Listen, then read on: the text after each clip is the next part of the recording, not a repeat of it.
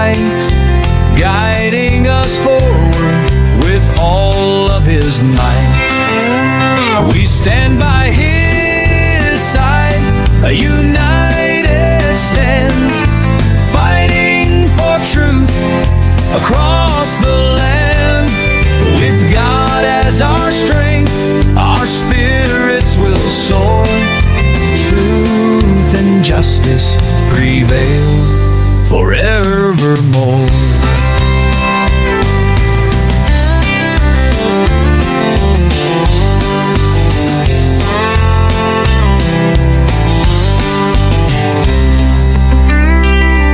We stand by His side, a united stand, fighting for truth across the land. With God as our strength, our spirits will soar. Truth and justice prevail forevermore. We stand by His side, a united stand, fighting for truth across the land. With God as our strength, our spirits will soar. Truth and justice prevail forevermore. We stand by His side, a united stand, fighting for truth across the land. With God as our strength, our spirits will soar. Truth and justice prevail forevermore. Forevermore.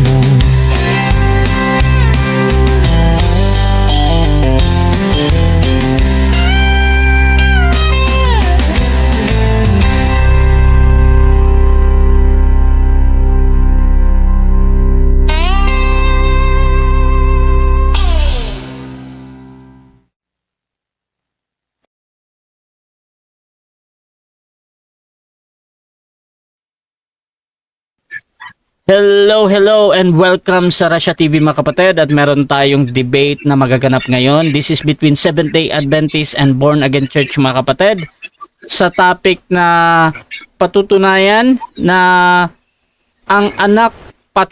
ko na ang tunay na anak ng Diyos ay hindi na nagkakasala sa tulong ni Kristo. So mga kapatid, again, ang topic natin ay patutunayan ng ating affirmative na ang tunay na anak ng Diyos ay hindi nagkakasala sa tulong ni Kristo. Ang ating affirmative dito mga kapatid ay si Brother Denmar Santiago ng SDA. Negative naman si Brother Jesse ng Born Again Church mga kapatid. So dito mga kapatid, sa ating setup ng debate, meron tayong 10 minutes sa presentation, 7 minutes sa pagtatanong, 10 minutes sa rebuttal, 7 minutes sa second cross, at meron tayong 5 minutes na final conclusion. Mauna si negative, mahuhuli si affirmative. Sa ating rules mga kapatid, Russia TV standard rules ito. Rule number 1, ang lahat ng sagot ay kailangan sagutin ng 20 seconds maximum. Kung titigil ang sumasagot ng at least 3 seconds, magsasabi na ako ng next question. Rule number 2 natin, kung close-ended ang question or categorical, kailangan sumagot doon sa pagpipilian muna. So, kung meron tayong tanong na tama or mali, o hindi, pula or puti, pili muna bago tayo magpaliwanag. Rule number 3, kung hindi niya sasagutin ang tanong or wala doon ang sagot niya sa pagpipilian, magkakaroon siya ng pagkakataong magpaliwanag ng 10 seconds at yun na yung pinakasagot niya sa tanong. So, tumawag lang ng moderator kung gustong gamitin ang karapatan na ito.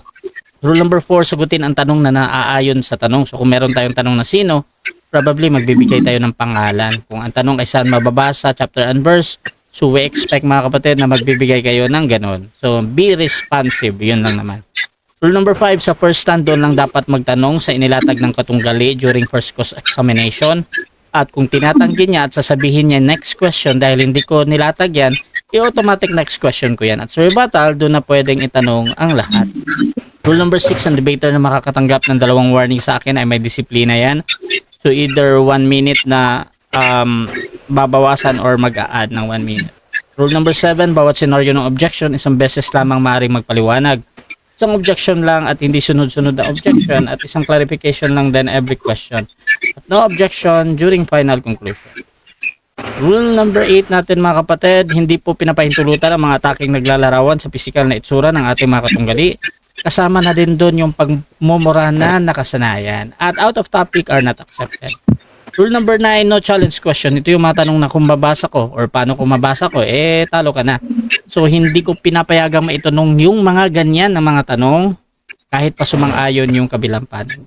Rule number 10, bilang tagapamigitan, may kapangyarihan ako magtakda ng mga bagong alituntunin mga kapatid na hindi nakasaad sa ating rules at sa nabanggit ko. So ito ay ginagamit mga kapatid kung ito ay kinakailangan. At ako nga pala mga kapatid si Rasha Vista at ako po ay isang Catholic. One of the member ng Templar of Truth mga kapatid at ako yung tatayong moderator, streamer, timer na din sa debate na ito. So sumasang-ayon ba ang ating affirmative sa lahat ng nabanggit? Yes po, sumasang-ayon po, moderator. At sumasang-ayon din ba ang ating negative? Yes po, sumasang-ayon sa negative. Okay, at bago natin simulan ng ating debate, syempre gusto ko muna silang bigyan ng time magpakilala. Unahin natin ang ating affirmative. Pakilala ka kapatid. Okay, magandang gabi sa inyo lahat mga kapatid at mga kaibigan. Ang inyong pong maliit na lingkod kay Cristo, Brother Denmar Santiago, ay ordinaryong layman at evangelist and apologist ng ating church, mga kapatid, ay haharap muli sa isang interesting na debate. No? After natin makasakit ng 3 linggo, ay tayo'y nagbabalik sa ating larangan ng pakikipagdiskusyon. Ang topic po natin ngayon ay patutunayan ko na ang tunay na anak ng Diyos ay hindi na nagkakasala sa tulong ni Kristo. So, ang inyong pong maliit na lingkod ay tatayo po sa panig ng afirmatibo at asahan po ninyo na itatayo natin ang walang hanggang ebanghelyo ng ating Panginoon para ang bawat isa'y matuto at malaman ang buong katotohanan. Yun lamang po at maraming salamat, Mr. Moderator.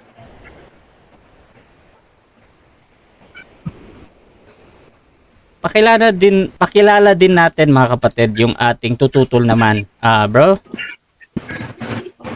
Yes, muli po, magandang gabi sa inyong lahat. Ito pong muli si Brother Jesse ng Evangelical Born Again Christian. Nakapag-aral ngunit hindi nakapagtapos ng Noah's Ark Theological Seminary. Ngunit naka-attend naman po ng maraming seminar at nakatanggap ng Best Preacher Award noong 2013 at nagpapatuloy sa paglilingkod sa Panginoon sa pagtuturo sa mga bata. So sa gabi pong ito, ang mga asahan natin na mapatunayan ng affirmative na hindi na nagkakasala ang anak ng Diyos sa tulong ni Kristo. Dahil kung mapatunayan niya yan, di mas maganda, mas favor yun sa ating lahat. Kasi hindi naman tayo naghihikayat na magkasala ang isang tao. So kung mapapatunayan niya, kung totoo talaga ang turo na yan, maganda. Kasi mababawasan na ang kasalanan ng mga anak ng Diyos. Pero ano kasi natin dito, hindi magandang aral, kundi yung nakasulat sa Biblia. So titignan natin kung yung niya ba, expect natin na mabasa niya sa Biblia. At sa akin naman po, expect nyo na susundan natin ang katotohanan. Hindi tayo magbabase sa tayo natin o sa tayo niya, kundi ano yung katotohanan. Kung katotohanan yung nasa kanya, so expect natin na tatanggapin natin yun. So muli po, magandang gabi sa inyong lahat at enjoy po kayo at sana'y matuto kayo sa aming pagdidebatihan na ang anak ng Diyos ay hindi na nagkakasala sa tulong ni Kristo.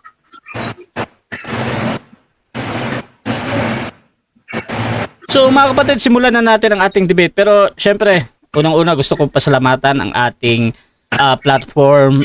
Ginagamit natin ang Debaters Convention. Kasama dito yung aming admin, si Brother Sispol Kumbalizer mga kapatid. Gusto ko ding i-promote ang kaniyang libro na ginawa.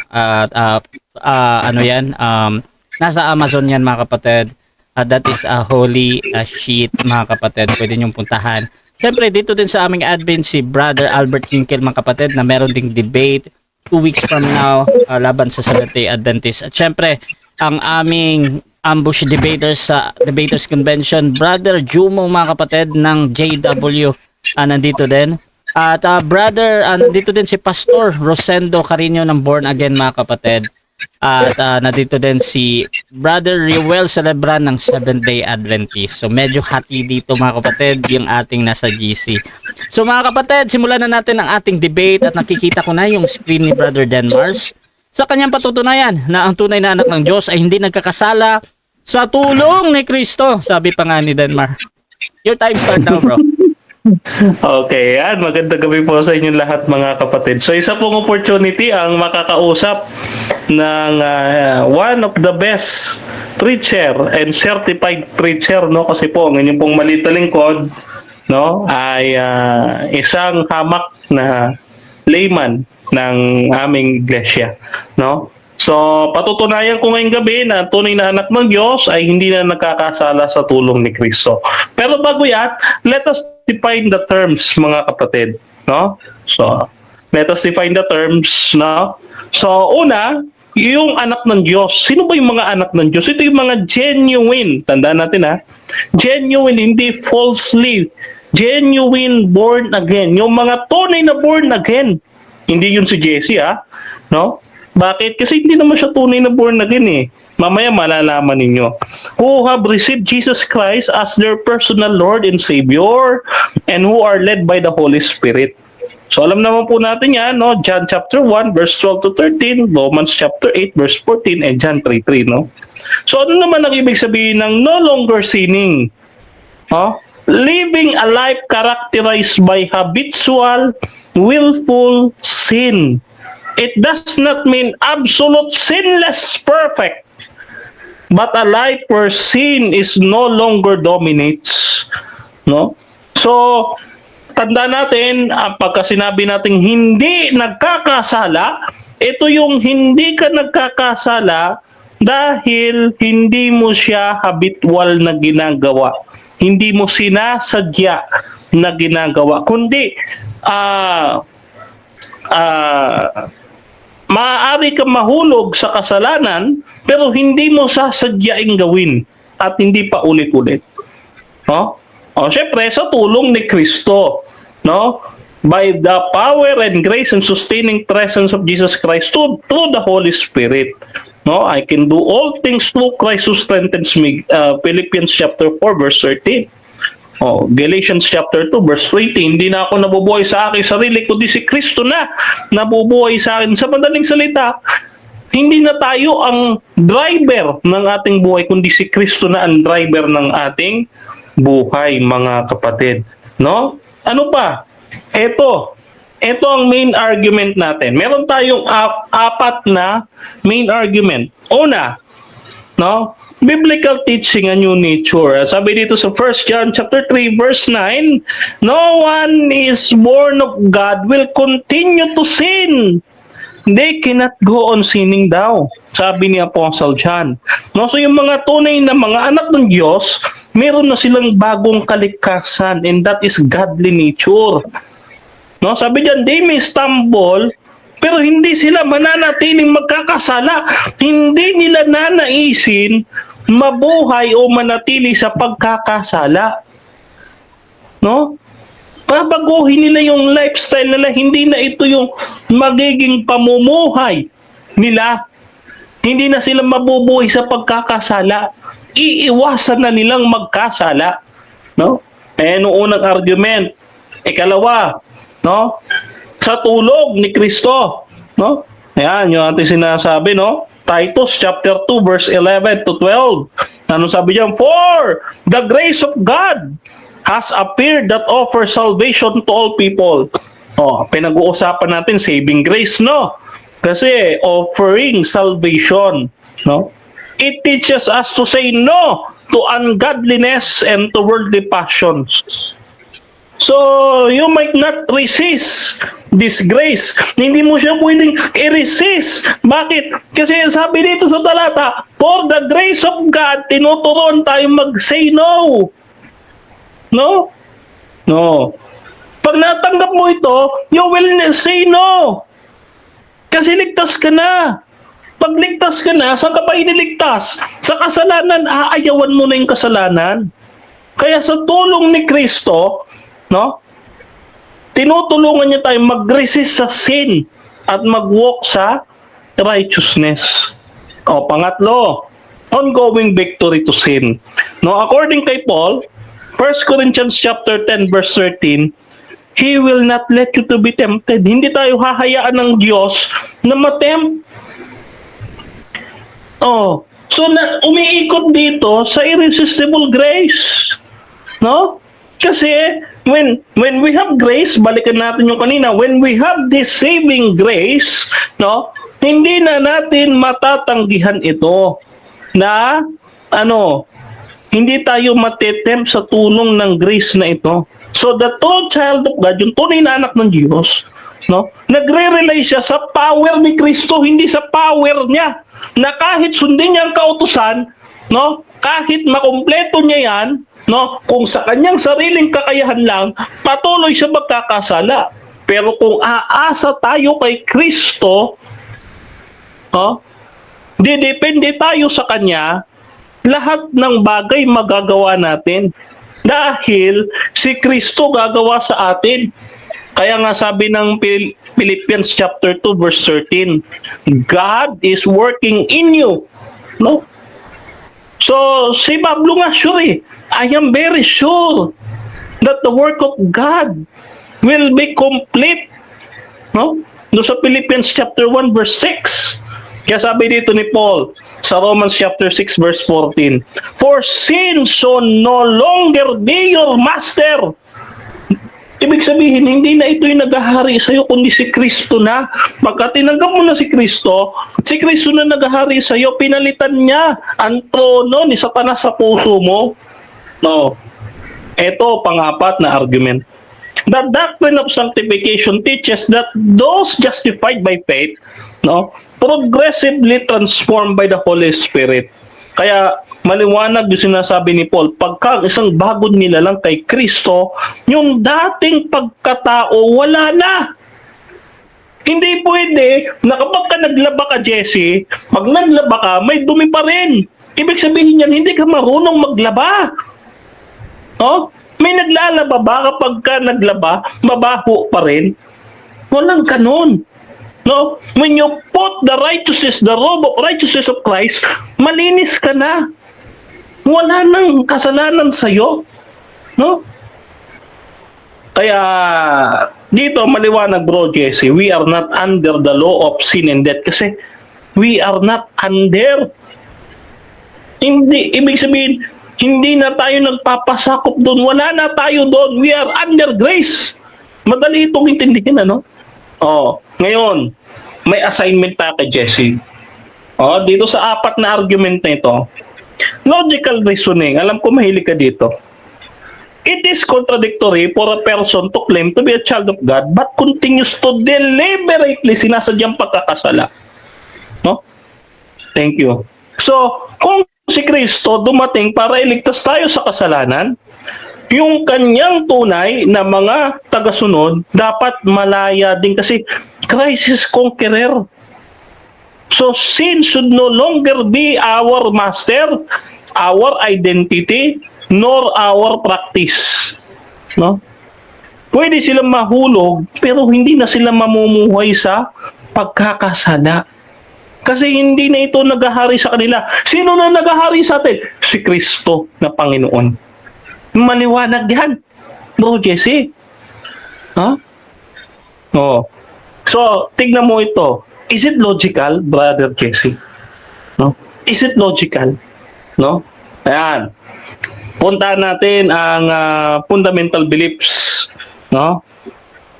Dito, sa aming fundamental beliefs, maliwanag, when you say perfect, ano ba ibig sabihin ng perfect? These are the mature persons, no? They are perfect in finite sphere, ibig sabihin limitado. No? In God's sight, a perfect person in whose life and heart are wholly surrendered. Sumurrender ka na all to Jesus, surrender. Yeah? Lumalago siya sa tulong ng biyaya ng Diyos. So, paano daw tayo nagiging perfect? According sa aming fundamental beliefs, yung character ni Christ, pagka tinanggap natin siya by faith, no? By faith tinanggap natin si Christ, no? Yung kanyang perfect character magiging sa atin. Yung kanyang righteousness ibibigay niya sa atin, i-impute niya. No? I-impute niya. Okay? So, ang isang mananampalataya, no? Sabi dito, they become saint. They become perfect. Bakit sila perfect? Because they are in Christ. Believers are called saints because they are in Christ, not they achieve a state of sinlessness. Ibig sabihin, hindi sila habitual, hindi sila willful na nagkakasala. Sila'y walang kasalanan dahil nasa kanila si Kristo. Yung righteousness si Kristo, inimpute sa kanila. No? Ayan. Kaya sabi dito, no? Ay, sayang. I-off mo na yung ano mo bro, presentation. So dyan nagtatapos mga kapatid ang ating first presentation ng ating affirmative. Dako tayo sa unang pagtatanong ng ating negative. Brother Jesse Bracheta ng Born Again Church. Your time start now bro, 7 minutes. Thank you. Thank you, Bro Rasha. Magandang gabi, Bro Denmar. Ito yung una kong tanong sa iyo. Sabi mo kanina, dinefine mo una siya, nag-define ka. Sabi mo, kapag sinasabi mong hindi na nagkakasala, ang ibig mong sabihin is hindi siya habitual. Ibig sabihin, hindi niya inuulit-ulit. Pag sabi kasing hindi habitual, hindi inuulit-ulit, nagkakasala pa rin pero hindi pa ulit-ulit. Kino-confirm mo ba na nagkakasala pa rin? Hindi ko kino-confirm. Kasi tanda mo, pinatutunayan ko, hindi nagkakasala. No? So, maaari ka mag-fall doon, pero tutulungan ka ng Diyos na hindi ka mag-fall doon. No? Maliwanag yun sa Jude chapter 1 verse 21. No? So, you may be tempted. No? Pero hindi mo gagawin. Next question.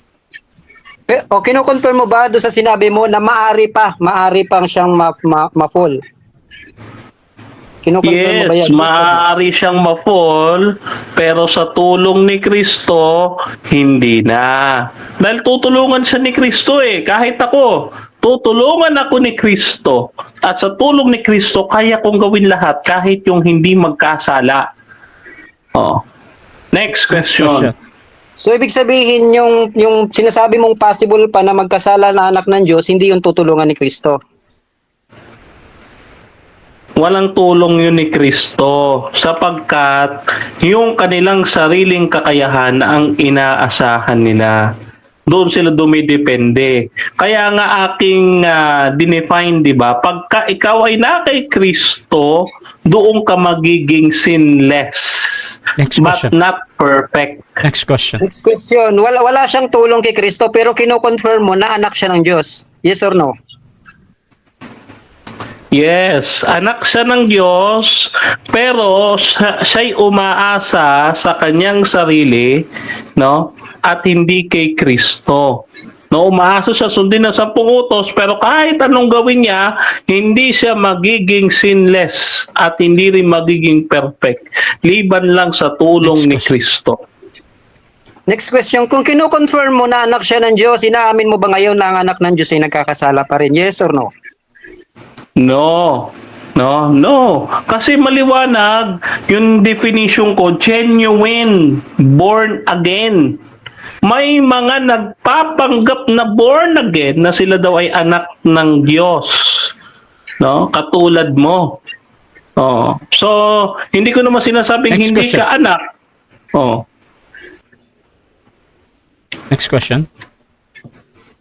Okay na bro, Asya. Win-wave ko na yung time. Okay, so dyan nagtatapos mga kapatid ang teka. ating time na bro. Round 2 cross-examination. So dako tayo sa presentation ng ating negative. Pero bago yan, shoutout muna sa ating nasa live. Sabi ni Erwin de la Cruz, anak ng Diyos pero walang tulong ni Kristo. Boy kamote ka talaga, Denmar. Shoutout din kay Riowel Celebran, kung dahil sa tulong ni Kristo, wala nang rebat niyan. Shoutout din kay Ben Talador ng Patri Pasianism, Tay Ben, shoutout sa iyo. Panalo si Denmar sa title ng debate, nanigurado, hahaha, 1 John 2 verse 27. Shoutout din kay Noriel Gabasa, oo nga, takot eh. Shoutout din kay Pastor Rayan Fuentes kay Marty Centino, patay na, investigative judgment, di na nagkakasala eh. Shoutout din mga kapatid kay Erwin de la Cruz, Calvinist mode na naman si Boy Kamote. Shoutout din kay Sirak Mozayash, paanong si Kristo ang driver ng ating buhay? Ikaw mismo gagawa ng kasalanan. John 15 verse 5. Okay, wag mong bastusin ang turo ng Panginoong Hesukristo. Shoutout din kay John Legayada, si Denmark may pagka-Calvinist. Shoutout din mga kapatid dito kay Amy Alfonso, liar goes to hell. Zach Jacob Brazor ng Bantay Pinto, hindi na nagkakasala sa tulong ni Kristo pero ayaw sa osas. Shoutout din mga kapatid kay Noel Ramos, open cam ka Jesse, unfair no. At shoutout din kay yung mga sister ko pala, shoutout ko sa si Sister Grace Barrios, si Sister Emmy Alfonso at si Sister Maria na laging nanonood sa akin. At tuloy-tuloy tayo. At Brother Jesse, 10 minutes bro. Your time start now. Thank you, Bro Rasha. At muli po, magandang gabi sa inyong lahat. So ito po yung topic na pinatutunayan ng affirmative. Ang anak ng Diyos ay hindi na nagkakasala sa tulong ni Kristo. At tayo po ay nagni-negative hindi dahil sa hinihikayat natin ng magkasala ang ibang tao, kundi sinusundan natin kung ano ba yung katotohanan na itinuturo ng Biblia. Kasi maano naman na yung katotohanan ay nagkakasala tayo tapos tuturo pala natin hindi nagkakasala. Parang ano siya, hindi siya tugma.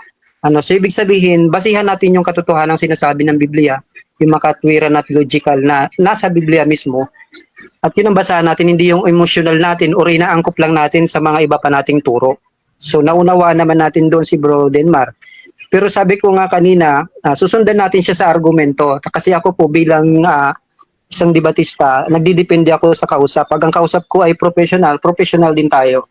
Pag usapang palengke. So bago po ako pumunta sa rebuttal, magbibigay muna po ako ng stand ko, ng mga haligi ko kung bakit naman naniniwala ako na ang anak ng Diyos ay nagkakasala pa. So mga basic lang po yung ibibigay natin. Unang-una po nating dahilan kung bakit nagkakasala pa ang isang anak ng Diyos. Number one is may mga nagkakasala pa kasi sa Bible na anak na sila ng Diyos. Yun po ang una kong stand. May mga anak na ng Diyos sa Bible na nakikita nating may ebidensya na nagkasala pa. So unang-una po dyan, si Eva at si Adan agad. Kasi Genesis una tayo. Si Eva at Adan, kahit anak na sila ng Diyos, in fact, nilikha na nga silang kalarawan ng Diyos eh. Nilikha na sila ayon sa wangis ng Diyos na anak talaga sila ng Diyos, hindi mo may deny. At hindi mo pwedeng sabihin na hindi sila sinasamahan ng banal na espiritu doon. At hindi mo rin pwedeng sabihin na hindi sila tinutulungan kasi anak nga sila. Pero the fact, kahit banal sila, nagkasala pa rin sila. So doon pa lang po is refuted na yung lahat niyang sinabi doon. Doon pa lang kasi anak ng Diyos yun. Anong ipapalusot niya doon? Ay, hindi yan anak si Eva at si Adan. Ay, wala yung Holy Spirit. Ay, hindi pa yan genuine. Walang ganoon. Kasi nilikha nga siyang kalarawan. So doon pa lang, refuted na siya doon. Nagkasala yung dalawa kahit anak na sila ng Diyos. Basic yun. Pangalawa nating haligi is naligtas tayo kahit tayo yung makasalanan. Anong ibig sabihin? No, naligtas po tayo ng makasalanan. Ibig sabihin, hindi tayo iniligtas ng Diyos dahil tayo'y banal. So walang punto para magkikiklaim ka na hindi ka na nagkakasala dahil iniligtas ka nga mismong makasalanan ka. Kasi yung sinasabi niya kanina, katulad nung sinasabi niyang imputed, hindi nun pinatutunayan ng isang Kristiyano hindi na nagkakasala. Kasi pag sinabing imputed, tinakpan lang yung kasalanan mo, banal ka dahil kay Kristo. Pero yung kasalanan mo, nandoon. Imputed lang nga, ibig sabihin, banal ka dahil nasa iyo si Kristo, hindi ka banal dahil sa sarili mo. So doon pa lang, ibig sabihin, nung pinapakita na noon, na nagkakasala pa rin yung isang tao, pero banal pa rin siya kasi si Kristo yung kabanalan niya. Yun yung ibig sabihin ng imputed. Mag-aasir lang yung argumento niya kung imputation siya. Ibig sabihin, pinaging banal ka muna bago ka naligtas. Pero pag imputed, hindi pwede kasi makasalanan ka na nga iniligtas ka. Ibig sabihin, kahit na nagkakasala ka, imputed pa rin yung sa iyo, imputed pa rin, hindi nagbabago yung imputed righteousness. Yun po yung pangalawa nating pusti. At kinonfirm niya po yan sa mga nakaraan niyang debate. Doon nung naging debate nila ni Leonard. Sabi niya sa ating fundamental belief, bakit ba tayo naging perfect? Dahil ba hindi tayo makasalanan? No. Hindi yun ang definition natin ng perfect. Yung perfect ay dahil tayo ay na kay Kristo, tayo ay nagkakasala pa din. We are doing sin until now. Yun yung sabi niya doon.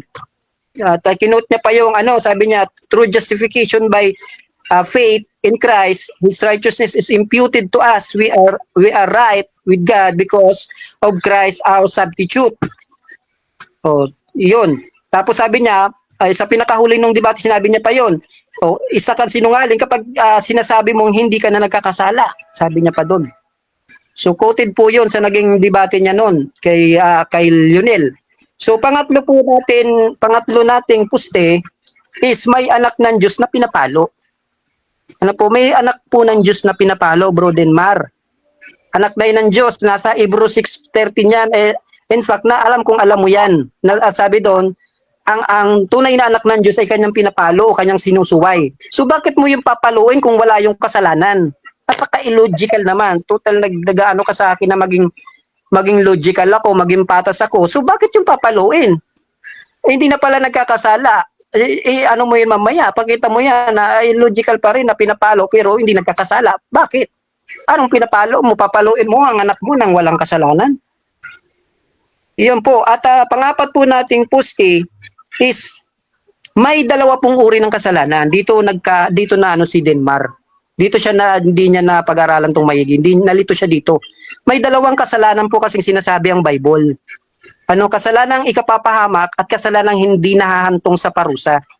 Kaya nagpadalos-dalos siya doon sa pagbabasa ng 1 John na sinasabi doon na ang anak ng Diyos ay hindi na nagpapatuloy sa kasalanan without considering na may sinabi rin si John na may dalawang uri ng kasalanan.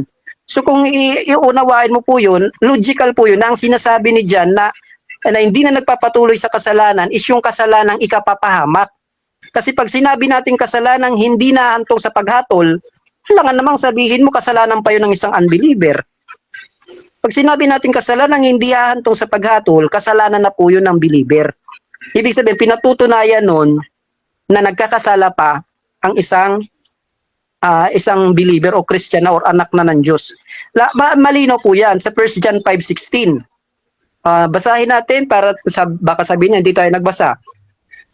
Kung makita ni Numan na ang kanyang kapatid ay gumagawa ng kasalanang hindi hahantong sa kamatayan, ipanalangin ninyo ang kapatid na iyon sa Diyos na magbibigay sa tao na iyon ng bagong buhay. Ito ay para sa mga kapatid na ang kasalanan ay hindi hahantong sa kamatayan. Ibig sabihin mga anak ng Diyos ang sinasabihan dito na nagkakasala ng hindi hahantong sa kamatayan. Tapos sinabi niya may mga kasalanan naman na hahantong sa kamatayan. Hindi ko sinasabing idalangin ninyo ang sino mang gumagawa nito. Sapagkat ito'y kasalanan po na ito, it's a kasalanan po ito ng unbeliever. Tapos sa 17, sinabi niya lahat ng gawaing di matuwid ay kasalanan, ngunit may kasalanang hindi hahantong sa paghatol. So ibig sabihin yung pag sinabi natin kasalanang hindi hahantong sa paghatol, kasalanan po yun ng isang anak ng Diyos o believer. Kasalanan po yun kasi hindi logical na sabihin mong kasalanan yun ng unbeliever tapos hindi nahahantong sa paghatol. Hindi po. Kaya malinaw po dito na nagkakasala pa. Pero agree tayo doon na kung anak ka na ng Diyos, siyempre mayroon nang umaano sa loob mo na hindi na dapat ulit-ulitin. Kumbaga hindi ka na mag-aabuso. Pero hindi na ibig sabihin na perpekto ka na. Kasi pag sinabi mong hindi ka na nagkakasala, logical na palo yun na hindi ka na nagkakamali. Kasi ang pagkakamali ay kasalanan. So hindi ka na nagkakamali, lalabas talaga niyan, perfect ka na. Kaya itong mga Rangers nga perfect, Rangers So ewan ko, kung perfect ka na, kung perfect ka na, na-agree ako dun sa naging comment kanina nung si Pastor Puentes. Na sabi niya, bakit pa may maghatol sa mga believer? Bakit pa dadaan? Kasi sabi dun sa Revelation, ang mga gawa ng mga anak ng Diyos ay dadaan sa apoy. Bakit pa yun dadaan sa apoy? Kung ang anak pala ng Diyos ay ang mga gawa niya pala ay perfecto na, bakit pa dadaanin pa sa apoy yun? Ano pang sasalain mo dun ay lahat nga ng ginagawa niya, perfectionist na hindi na nagkakasala. Wala nang kasalanan. So walang point na padaanin pa sa apoy ang mga gawa ng believer. So napansin mo sana yung sinabi ni Puentes na yun, maganda yun, nakatulong na napakinggan natin kanina. So problematic talaga yan, bro. Yung 4 na puste kong na yun, ay 1 lang. Kung paano mo yung gigibain. In fact, yung 4 na puste mo ay napakadaling gibain at giba na nga. Kasi kanina pa lang, umaming ka na ang anak ng Diyos, nagkakasala. At dinig na dinig nila yun. Kahit sino dito, nasa loob, inamin mo na anak ng Diyos nagkakasala, ayaw mo lang siyang aminin na mapahiya ka, pero napakalino nung sagot mo. Sa pagpaulit-ulit ko ng mga tanong sa iyo, inamin mga anak ng Diyos ay nagkakasala pa. So, muli po, magandang gabi sa inyo lahat at yun lang po. Napatunayan po natin ng anak ng Diyos base doon sa 4 na haligi na may nagkakasala pa sa Bible na anak ng Diyos, naligtas tayo kahit tayo makasalanan, may anak ng Diyos na pinapalo at may 2 uri ng kasalanan at napatunayan po natin ngayon na posible pang magkasala ang isang anak ng Diyos. Muli, magandang gabi sa inyong lahat. Okay, so dyan nagtatapos mga kapatid ang negative first stand mga kapatid. Dako tayo sa cross-examination ng ating affirmative side. Brother Denmar Santiago ng Seventh-day Adventist. 7 minutes para sa iyo, bro. Your time start now. Una ko tanong, ready ka na ba, Jesse? Game na! Okay, game na. Okay. So, ang title natin, Brother Jesse, maliwanag. Patutunayan ko na ang tunay na anak ng Diyos hindi na nagkakasala sa tulong ni Kristo. Tanong, kahit ba tulungan ka ni Kristo, magkakasala ka pa rin? Oo naman, kasi si Ibatyedan nga alangan ni Asyobo na hindi yung tinulungan. Tinulungan yun, pero nagkakasala pa rin, bro. Denmar, next question. Okay. Next question. Ang sabi mo, ikaw mismo, Brother Jesse, kahit tulungan ka ni Kristo, ikaw, Jesse, kahit tulungan ka ni Kristo, magkakasala ka pa rin. Yes or no? Yes, pero again, nilinaw ko kanina na yung sinasabi kong kasalanan ay hindi hantong sa sa kamatayan. Next question, bro Denmar. Okay, ngayon. Eto tanong. Sabi mo, sa panahon ni Eva at Adan, no, sila'y nagkasala, kahit sila'y anak ng Diyos. Tanong, may Kristo na bang namatay sa panahon ni Eva at Adan? Base sa ating proposisyon na sa tulong ni Kristo, may Kristo naman namatay sa krus noong panahon na yon? Meron o wala? Wala pang Kristo noon, pero tandaan mo na ang pinatutunayan mo, hindi Kristong napako sa krus, kundi si Kristo mismo. Ang tanong, nandun na ba si Kristo? Nandun na. Kasi naniniwala ka nga sa Trinity, existed na doon si Kristo. So, nandun si Kristo. Next question. Okay. So, noong si Kristo, tinubos niya ang kasalanan sa krus. Ang ating pinag-uusapan, maliwanag, nung tinubos ni Kristo ang kasalanan sa krus, no? Ang pinag-uusapan natin, di ba, New Testament? Yes or no? Yes, pero tandaan mo, bro Denmar, yes, ang sagot ka, pero tandaan mo, lahat ng naligtas sa kamamagitan pa rin ng pagpapako ni Kristo, kahit sa Old Testament. So, wala ka dyan lusot. Next question. Okay. Next question. Okay. So, alam mo ba yung pagkakaiba, Brother Jesse, ng tinakpan sa nilinis at inalis? Alam mo ba pagkakaiba nun? Yes or no? Yes, alam natin ang pagkakaiba noon. Pero again, tinakpan man yan or nilinis, ang punto natin, lahat sila naligtas dahil sa ginawa ni Kristo. Next question. Okay. So, nung nilinis na yung kasalanan, meron pa bang kasalanan? Yes or no? Yes, meron pa. Kaya nga sa Revelation na may hatulan pa ng mga gawa. Next question. Okay. So, ang tanong ko sa'yo, sinabi ba doon sa sinasabi mong talata, hatulan ayon sa kasalanan? Sinabi ba doon? Yes or no? Yes, sabi hindi sa kasalanan, pero sabi ko nga may kasalanang hindi hatol sa paghatol. Objection. Mr. Moderator. Ano objection, bro? Gusto ko in-object ko, dalawa sagot niya. No? Dalawa sagot niya. Pakilinaw niya muna kung alin sa dalawa ang sagot niya talaga. Okay, counter objection ng negative. Ang counter ko doon, bro, siya may sinabi kasi akong 2 uri ng kasalanan. So kailangan ko rin magpaliwanag. Okay. Na ang sinasabi ko doon, yes, yung kasalanang hindi hantong sa pagpaparusa. Next. So ganito, nadinig ko naman yung sagot niya ay yes. So yun yung importante ko, Brother Denmar, ha. Okay. Doon sa pagpapaliwanag, either para sa iyo ay tama or mali, yun yung sagot niya. Brother Jesse, another 20 seconds sa yung yes, bro. Proceed, bro.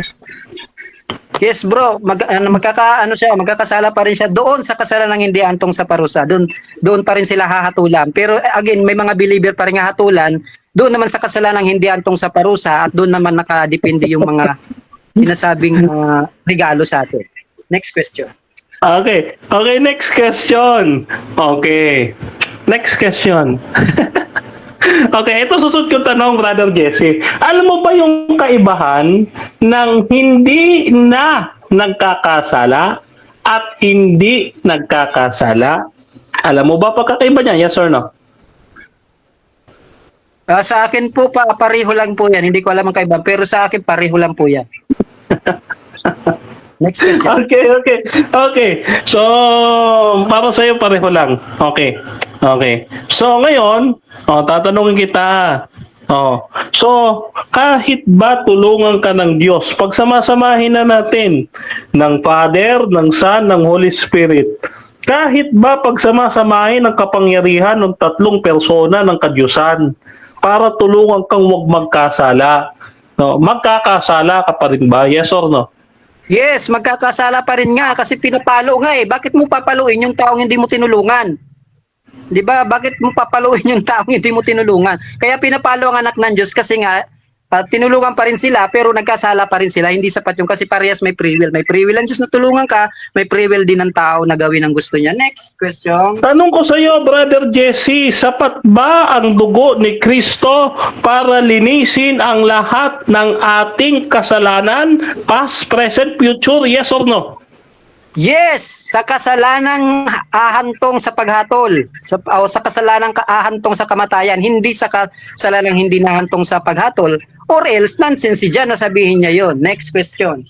Sa madaling salita, may natirang kasalanan na hindi natubos ang dugo ni Kristo? Meron o wala? Meron, doon sa kasalanang hindi ahantong sa paghatol na sinasabi ni Jan. Si Jan ang kalabanin mo, hindi ako. Next question. Okay. Okay, next question. Yung pagpalo ba, pwede bang paluin ang isang Kristiyano para wag na siyang magkasala? Tama o mali? Pwede, kaya siya pinapalo dahil nagkakasala nga. Next question. Ulitin ko yung tanong, hindi mo na-gets, no? Pwede bang paluin ng Diyos ang kanyang anak para huwag magkasala? Hindi ko sinabing dahil nagkakasala, kundi upang huwag magkasala. Yes or no? Yes, pwede. Pero hindi yun ang sinasabi ng talata. Kasi balay nung sa talata ng anak niya, pinapalo niya. Ibig sabihin, nonsense yun, na paluin mo ang anak mo na hindi na nagkakasala. Next question. Mababasa mo ba sa talata? 7 minutes time. Ay, sayang! Okay, so dyan nagtatapos mga kapatid ang ating round 4. At dito tayo sa round 5 rebuttal ito. 10 minutes again sa ating affirmative. Pero bago yan mga kapatid, shoutout muna sa ating nasa live. Gusto ko lang i-recognize ang ating mga nasa loob. Lalong-lalo na si Bishop Ramon Leroy ng Born Again. At dito din sa ating nasa live mga kapatid. Shoutout din dito kay Noriel Colgabasa. Mali yung term ni Jesse na nagkakasala tayo kasi ikaw lang may gusto nun. Shoutout din kay Cloud Batalya. True Christians still sin but they hate their sins. They cannot sin comfortably. Shoutout din kay Erwin De La Cruz. Double talk na naman si Denmar as usual. Mali ang paggamit ng SDA sa Philippians 4 verse 13. Shoutout din kay Rioel Celebran. Sa tulong ni Kristo nga sa panahon ni Adan wala pa si Kristo. Shoutout din kay Noriel Gabasa, pinapalo para hindi gumawa ng kasalanan. Hindi pinalo dahil gumawa ng kasalanan. Shoutout din kay Erwin De La Cruz. Kung ang SDA ay nagmamahal sa pera deliberately, sila ay guilty of adultery. Tanong, mahal ba nila ang mga pera nila? Absolutely yes, deliberately. Yes, you can count on it. Shoutout din kay Prophetic Ministry TV kasi may tulong ni Kristo. Sabi naman ni Amy Alfonso, sabi, ang manatili hanggang wakas, so may tendency pa na magkasala ang anak ng Diyos. Sirak Musayas, hindi ka nga tutulungan magkasala. Pero pag ikaw humiwalay, wala kang magagawa o wala kang kaligtasan. Kent Dalyon, mga right shoes kasi basta SDA. Pero bakit may lasinggero? Shoutout din mga kapatid kay Ben Telador. Kahit ano palang tulong pagawin ni Kristo, nagkakasala pa din sila Jesse. Ha ha ha, sino pa tutulong sa inyo? Shoutout din kay Zach Jacob Resort, Bantay Pinto. Meron kasalanan na hindi pa nalilinis. Yung mga kasalanan hindi mo pa ginagawa, Denmar. So mga kapatid, shoutout sa mga lahat ng nasa live dito din sa ating YouTube channel. At tuloy-tuloy lang tayo dito. The Brother Denmar, Rebuttal, 10 minutes bro. Okay. Your time start now. Nakakalungkot yung nakita ba yung presentation ko, moderator? Okay. Nakakalungkot na yung ating kapatid na Jesse, kahit pala paulit-ulit nating tinanong kung kahit tulungan siya ni Kristo, ng Ama at ng Holy Spirit, patuloy pa rin siyang magkakasala. Rebelde to. Maliwanag, rebelde to mga kapatid. Paghihimaksik to laban sa Diyos. Ang sabi ni Apostol Pablo, ang tao na nananadyang magkasala, no, ay wala ng haing natitira pa sa kapatawaran ng kasalanan. Grabe talaga. Naninindig yung balahibo ko, no? Isipin mo, maniwanag yung sabi ni Juan. Unang Juan 1:7. Ang sabi diyan, nilinis tayo ng dugo ni Jesus na kanyang anak sa lahat ng ating kasalanan. May natira pa bang kasalanan? Wala na. Ibig sabihin, para kay Jesse, hindi natalo ni Jesus si Satanas. Grabe yan, Jesse. No? Eto Brother Jesse, no? Ibig sabihin, hindi na vindicate ng Panginoon yung kanyang sarili. No? Hindi pala kayang talunin. Kaya maliwanag, ano? Eto, may pangako ang Diyos sa Genesis 3:15, no? Ano sabi diyan? At pag-aalitin ko ikaw at ang babae at ang iyong binhi at ang kanyang binhi at ito dudurog na iyong ulo at ikaw ang dudurog ng kanyang sapong. Dudurugin ni Jesus si Satanas. Natalo na si Satanas sa cross. Gusto mo panalo pa rin si Satanas? Bakit ganyan, Jesse? Kala ko ba tunay na born again ka? No. Poste niya daw, wala pa nga Kristo noon eh. Noong panahon ni Eva at Adan. Ginamit ni Adan yung kanyang free will. Kaya tandaan natin, kaya inilatag ko eh. Maliwanag na nilatag ko, kaya nalilito si Jesse. No? Sa tulong ni Kristo. Tanda mo, Brother Jesse, si Adan nagkasala dahil sa kanyang sariling kakayahan. Pero kung umasa siya sa Diyos, no? Sa biyaya ng Diyos, again, hindi na siya magkakasala. He will resist temptation. Maliwanag yung sinasabi sa Bible. Kita po ninyo ha, uulitin po natin. Uulitin natin.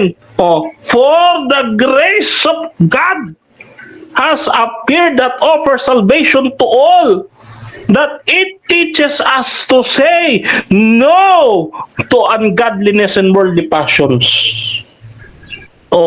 Doon sa pamimili ni Adan, kung inoperan siya ni Satanas, sasabihin niya, no! Because meron siyang grace sa Panginoon. Pero anong ginawa niya? He depends on himself, not to God. Kaya nga, ang title natin sa tulong ni Kristo eh. Doon pa lang, basag ka na. Yeah? Ikalawa, akala mo tinuturo ko, sinless perfect. No. Ang tinuturo ko, Jesse, ngayon, sinless but not perfect. Tinatanggap ko, Brother Jesse, no? Ulitin natin ha, tingnan mo ito ha. Ang pagkakasala, no? Ang pagkakasala, relational but not behavioral. Ano ibig sabihin nito? Ano ba ang pagkakasala kasi? Ang pagkakasala, let us define sin. Ang pagkakasala ay pagkakahiwalay sa Diyos. Isaiah chapter 59 verse 2. No? So relational, no?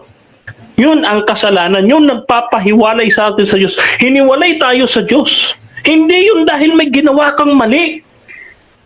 Tandaan mo, hindi matatawag na kasalanan pag may ginawa kang mali. Kasi ang tao, no, they are totally depraved. No? What you say pagka sinabing totally depraved? No? They are total inability. No? Oh, di ba? They are total inability na sumunod sa Diyos dahil bulag sila. 1 Corinthians chapter 2 verse 14. They are dead in sin and trespasses. Ephesians chapter 2 verse 1. Kahinaan ng tao yung Jesse. No? Kahinaan ng tao. So, hindi maituturing na kasalanan yun. Hindi pagkakamali ng tao yun. Sino ang nagkamali? Si Satanas. Tinetempt niya ang tao para magkasala. Ikaw naman, gusto mo, itempt ka ni Satanas. Ayaw mo maghahari sa iyo si Kristo sa puso mo para hindi ka na magkasala. Gusto mo, no, imbitahan pa rin si Satanas. Kaya relational, Jesse, ha? Relational. Tingnan natin, ha? Sabi dito, Romans chapter 6 verse 6 to 7, no? We will no longer be enslaved to sin.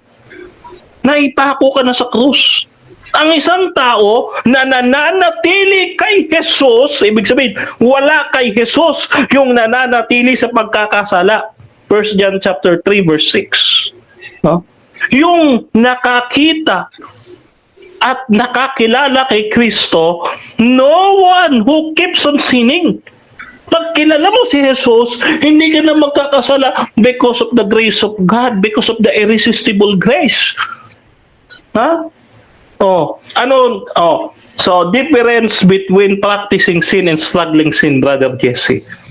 Kasi sabi mo, nagkakasala pa rin yung Kristiyano. Yes, they are struggling, but they are not practicing sin.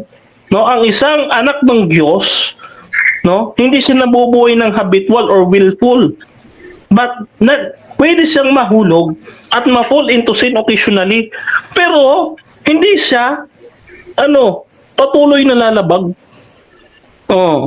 Kaya kapag halimbawa nakasala ka isang beses, 2 beses, 3 beses, ligtas ka pa rin. Bakit? Kasi again, sinning is relational, not behavioral.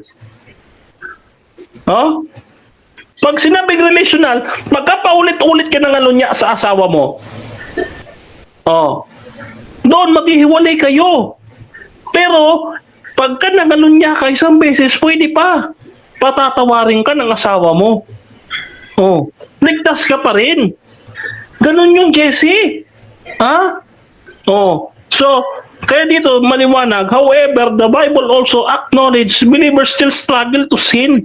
Naniniwala ako doon, Jesse. No, kahit si Apostol Pablo, no? Kahit si Apostol Pablo, Brother Jesse. Kaya hindi ko tinuturo dito sinless perfect. Ang tinuturo ko dito, sinless tayo dahil kay Kristo. Ito pa. Tignan mo, Brother Jesse. Pakinggan mo itong itinuturo ni Apostol Pablo. No? Pakinggan mo, buksan mo yung ano ka ba, Brother Jesse? You were dead in sin and trespasses ba? Kaya hindi mo maintindihan ito. 2 Corinthians chapter 5 verse 18. Ano sabi dito? No? Datapwat ang lahat ng bagay ay pawang sa Diyos na pakinapagkasundo tayo sa Kanya rin sa pamamagitan ni Kristo, ibinigay sa amin ang ministeryo sa pagkakasundo. Sa makatuwid bagay na ang Diyos kay Kristo, pinapagkasundo sa libutan sa Kanya rin, na hindi ibinibilang sa amin ang aming mga kasalanan. Kita mo, Brother Jesse, hindi na ibinibilang sa amin ang aming kasalanan. Bakit? Dahil ako ay na kay Kristo. Mahina pala yung Diyos mo. Mahina pala yung dugo ni Kristo para sa iyo kasi hindi sufficient na maglinis ang kasalanan. May natira pang kasalanan. Sa susunod, Brother Jesse, itatayo mo, may sanctuaryo sa langit na rin. Oh. Bakit? Mag-a-Adventist ka na. Oh. Dahil yung ginagawa ni Kristo doon, it is to persevere the saints. Oh? That's why there are perseverance of the saints, endurance of the saints. Pinapalo para hindi magkasala. Hindi yung pinapalo dahil nagkasala, Jesse. Ha?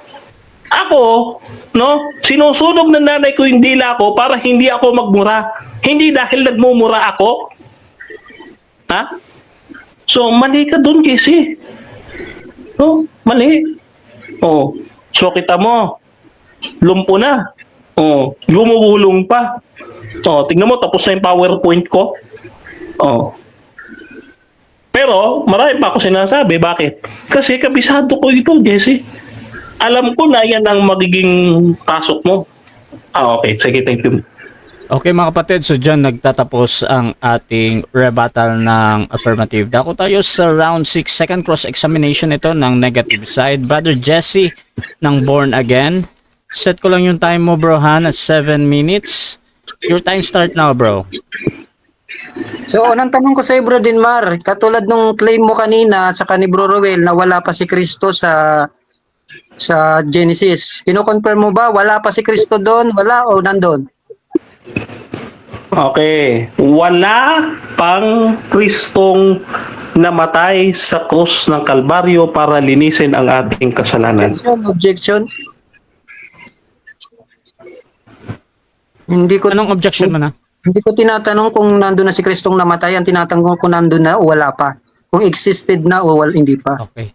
So, Counter? objection bro. Proceed. Counter, ang sagot ko, maliwanag, Mr. Moderator, wala pa. O, yung paliwanag ko, wag niyang pakilaman. Okay, so ito yung hatol ng moderator. Narinig ko naman na sumagot ng wala pa at that is a valid answer. However, dun sa pagpapaliwanag, kahit pa tama ito or mali sa kabilang panig, ay tinatanggap ko ito as a valid answer naman. So, Brother Danmar, dahil naputol ka doon, 20 segundo ulit sa iyong ulitin wala ko. pa. Proceed, bro.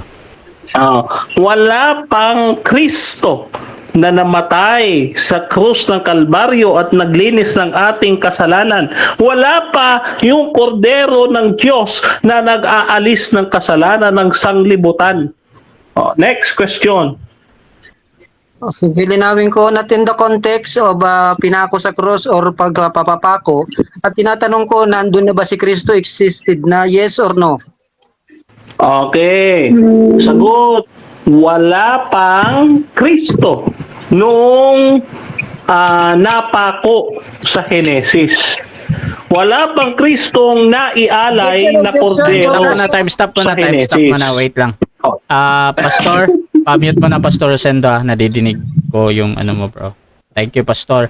Dako tayo sa objection, Brother Jesse, anong objection natin? Yes, objection ko bro, siya nilinaw ko na nga not in the context of pagpapapako. Ang tinatanong ko kung na-existed na si Kristo, nandun na ba siya sa Genesis or wala pa? Okay, wala akong kinalaman doon sa pagpapapako at tinatanong ko kung nandun na wala pa. Nandun pa ba o wala pa? Negative, affirmative, ano yung counter objection? Proceed. Counter? Gaya po nung aking counter kanina, sumagot po ako sa categorical at wala na siyang pakialam doon sa aking paliwanag, Mr. Moderator. Okay, so again dito mga kapatid, ang nadidig ko ay wala pa. So again, tinatanggap ko yan as a valid answer. Now, Brother Denmar, pakipaliwanag yung 20 seconds mo nung wala pa. Proceed, bro. Okay. Okay, wala pang Kristo na namatay sa krus ng Kalbaryo para sa akin. Ano? Kaya yung Kristo hindi pa nagmamanifest in the flesh para mamatay para sa akin. No? Kaya nasabi ko wala pa. Okay? So, next question. Next question. Question, bro Rasha, ulitin ko lang. Ang tinatanong ko hindi yung pagpapapako, kundi yung existence. Kung nando na, umiiral na ba si Kristo? Umiiral na ba si Kristo sa Genesis? Yes or no? Okay, 10 seconds. 10 seconds, proceed. Okay, 10 seconds. Sinagot ko na yung tanong mo kanina pa.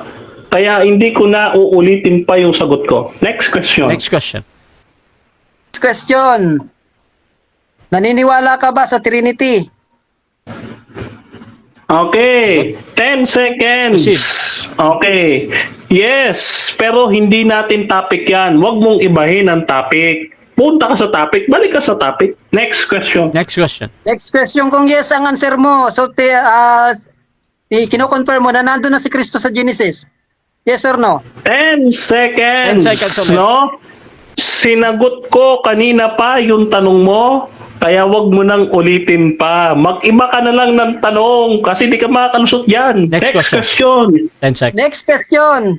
Nung sinabi mong kahit anak si Adan ng Diyos nagkasala, sinasabi mo ba rito na hindi siya tinulungan ng Diyos kaya siya nagkasala?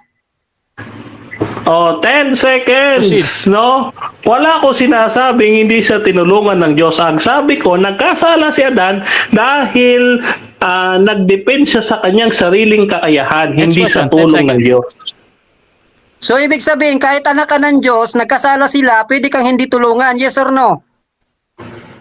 No, tutulungan ka ng Diyos pero dahil sa free will mo, doon ka nagdepend sa free will, hindi doon sa tulong ng Diyos. Oh, tinutulungan ka ng Diyos pero hindi ka nagdepend doon. Next question. Next question. So ibig sabihin, no, pag sinabi mong tutulungan ng Diyos, yung tao pa rin sa free will pa rin ng tao, siya pa rin yung masusunod. Yes or no? No, ang tao dapat hindi masusunod sa Diyos. Ang utos ng Diyos, lalo ni Kristo, sin no more. Bakit pa gusto mo magkasala na magkasala? Agent ka ba ni Satanas? Next question. Next question. Sabi mo, dapat ang Diyos ang masunod. Next question ko, nung nagkasala si Ibatadan, sino ang nasunod? Sila Ibatadan o ang Diyos? Okay, ang nasunod sila, yung sarili nila. Kasi kahit tinulungan sila ng Diyos, binalaan sila ng Diyos, nagdepend sila sa sarili nila. Kaya sila nagkasala. No? Pero kung nagdepend sila sa tulong ng Diyos, hindi sila magkakasala. Next question. Next question. So next question, so kino-confirm mo na hindi nakadepende sa Diyos, kina Ibatadan nakadepende. Yes, pagka hindi ka nakadepende sa tulong ng Diyos, no, magkakasala ka kasi sa sarili mo lang. Kaya nga ano ang title natin? Patutunayan ko sa tulong ni Kristo na ang tunay na anak ng Diyos hindi nagkakasala. Next question. Next question. Okay na ako, bro Rasha, i-wave ko na yung time. Okay, so dyan nagtatapos ang ating second cross, mga kapatid, ng negative. Dako tayo sa kanyang rebuttal. Pero bago yan, shoutout muna mga kapatid sa ating nasa live. At dito si Marty Centino, sabi niya, tinalo si Satanas sa kadayaan. Hahaha. Shoutoutan kay Zach Jacob Resort. Anong wala pang namatay na Kristo noon? Ang sabi sa Revelation, Cordero ay slayed na before the world began. Denmar, liar ka. Shoutout din kay Bien Relam Pagos. Go bro Denmar, God bless. Shoutout din kay Erwin De La Cruz. Dahil sa great controversy team ng SDA, pwede pa ding manalo si Satanas. How? Kapag may isang unconfessed sin ang SDA, wrong. Sabi ni Noriel, Amen Erwin De La Cruz, kaya wag ka nang magpatuloy sa kakasala. Shoutout din kay Brother Bentador. Kaso matter of choice between good and evil tutulungan ka syempre ni Father Yeshua. Sa good, piliin mo. Ano ba yan? Nasa title na naglaban pa kayo. Hahaha, panalo ang Patrick. Shoutout din kay dito, Prophetic Ministry TV. Yan, okay, 28. Hindi ko maintindihan yung comment niya. Shoutout din dito mga kapatid. Kay yung naka-Arabic, Denmar, official doctrine ba yan o stand ng SDA Church na ang isang Kristiyano ay hindi na nagkakasala? Saan yan mababasa sa 28 Fundamentals Doctrine ng SDA Church? Shoutout din kay Albert Hinkel, Hebreo 12:10-11, pinarurusahan tayo ng ating mga ama sa loob ng ilang araw ayon sa kanilang akala ay mabuti, ngunit ang Diyos ay nagpaparusa sa ating ikabubuti upang tayo ay makabahagi sa kanyang kabanalan. Sa kasalukuyan, ang anumang parusa ay tila di kaaya-aya kundi masakit. Ngunit pagkatapos nyo ay nagbubunga ng kapayapaan at katwiran sa mga itinuruan nito.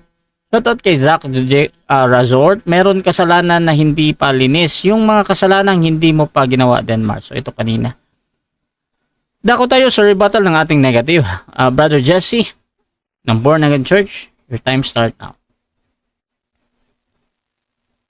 Yes, thank you Bro Rasha at magandang gabi ulit sa inyo. So, pag inunawa nyo po yung topic sa rebuttal ko, kahit deceiving yung topic niya, pinatulan natin. Kasi ang topic niya is hindi na nagkakasala ang anak ng Diyos sa tulong ni Kristo. So doon pa lang may claim na. Na ibig sabihin, kahit ka anak ng Diyos na nagkasala, pag hindi ka tinulungan ni Kristo, hindi ka pa rin pala lalabas, hindi ka pa rin anak. So ibig sabihin, kinukonfirm niya kasi kahit anak na nagkakasala pa, pero pag sinasabi niya, hindi yung tinulungan ni Kristo. Kahit na yung anak na yun na nagkasala pa. So meron na siyang play word agad doon sa topic. So pag sinabi ko nagkakasala pa, sasabihin niya lang, ay hindi kasi yung tinulungan ni Kristo. Katulad kini Batadan, kahit kinonfirm na natin na anak sila ng Diyos, dahil nagkasala sila, ang palusot niya lang dyan is, hindi kasi sila tinulungan ni Kristo. So ibig sabihin, palusot lang yung yung pang-uli niya doon sa topic, na ang anak ng Diyos hindi na nagkakasala sa tulong ni Kristo. Pero ang totoo, nagkakasala pa ang anak. Dinagdag niya lang yung katagang sa tulong ni Kristo. Para kahit mapatunayan natin nagkakasala pa si Batadan, ang sasabihin niya lang, hindi tinulungan. Pero deceiving pa rin kasi sinasabi niya pa rin na dapat daw ang Diyos daw ang nasusunod. Pero doon, kina Batadan, nabaliktad na, yung tao na ang nasusunod. Kaya may naglalaro siya. Pero nauhuli natin yan. Pero sagutin na natin yun, niya. So, unang-una, sinabi niya kanina na allegation agad siya sa akin na hindi daw ako tunay na born again.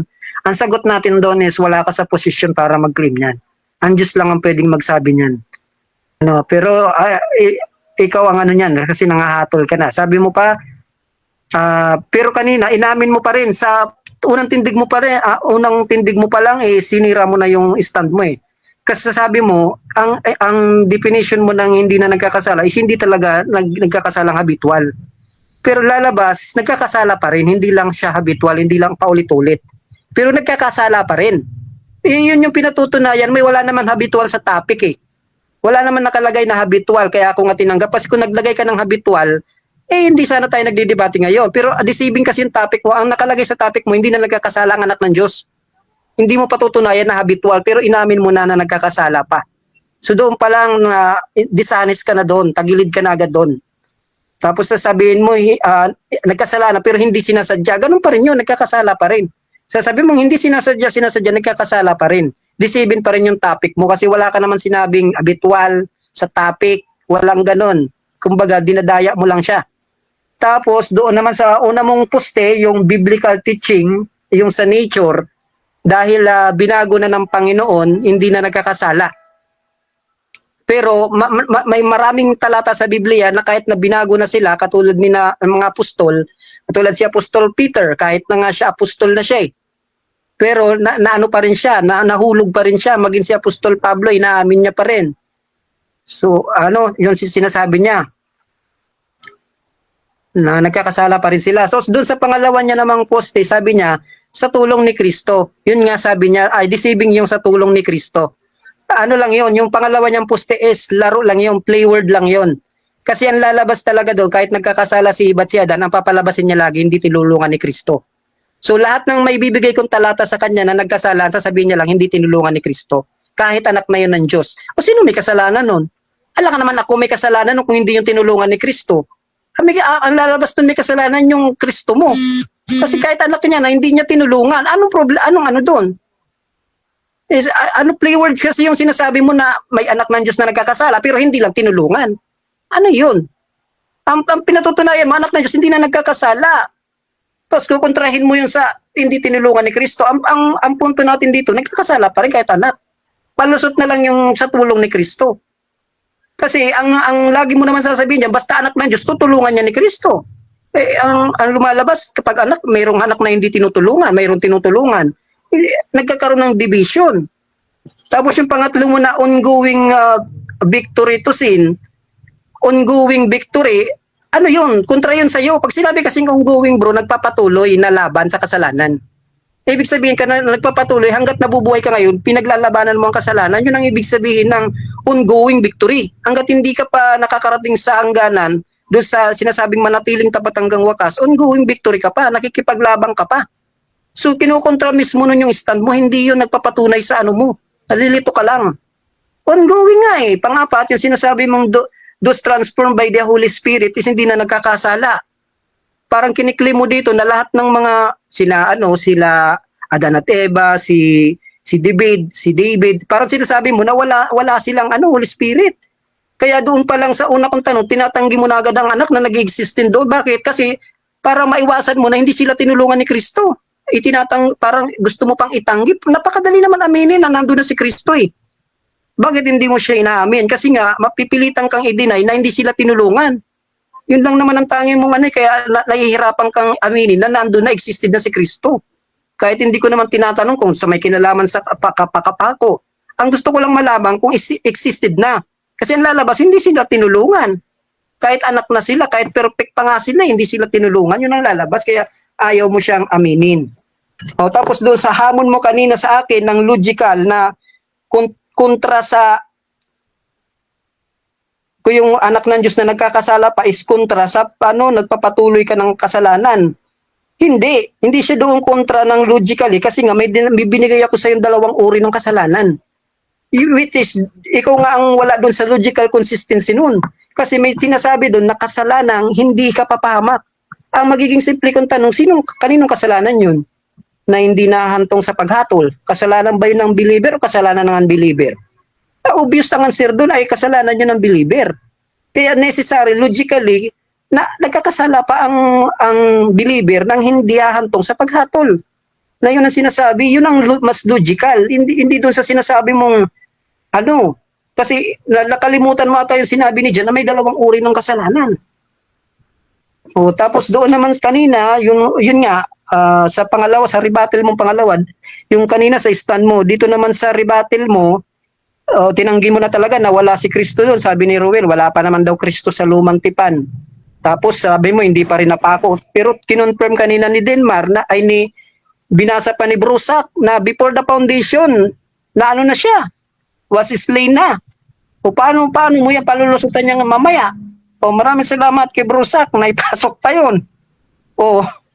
Tapos sabi niya kanina, sabi niya, nalulungkot daw siya. Dapat kang malungkot kasi talo ka na. Dapat ka talagang malungkot, talo ka na eh. Ang katunayan, yung stand ko nananatiling nakatayo.